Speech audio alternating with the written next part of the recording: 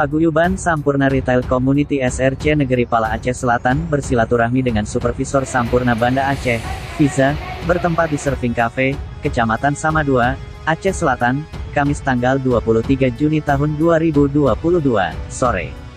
Kendati wilayah Kecamatan Samadua diguyur hujan lebat, namun acara silaturahmi yang dihadiri anggota Paguyuban SCR Negeri Pala Aceh Selatan tersebut berjalan sukses.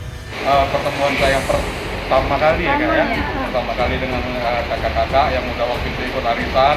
Walaupun dulu saya sempat ikut arisan ya tahun lalu, cuma saya nggak pernah datang ya, kan. Untung uang arisan saya dikasih juga luar biasa yang buat kita bisa jadi. Lagi kalau misalnya itu dibagi rata itu ya cuma berapa gitu. Tapi bukan itu tujuan kita. Tujuan kita itu adalah ini lebih mahal daripada hadiah-hadiah juara paguyuban.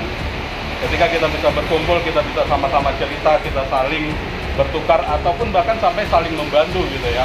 Mungkin di Kak Juli ada barang yang lebih murah, nanti di Kak Metri bisa ngambil ke Kak Juli, atau gitu juga sebaliknya dengan kakak-kakak yang lain gitu ya kan. Atau kalau di tempatnya Kak Rizky nggak ada rokok, mungkin grosir kosong bisa ngambil di mana dulu. Nah itu kan bisa saling membantu, ataukah pojok bayar juga.